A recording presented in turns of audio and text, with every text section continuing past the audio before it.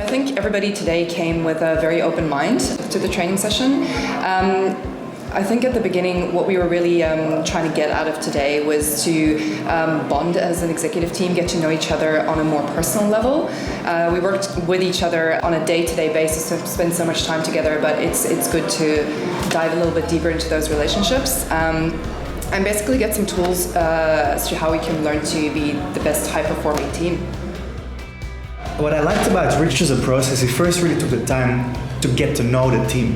And it wasn't just for him to get to know the team, but also for us to learn a number of things about our team members that we work with every day that we didn't know before.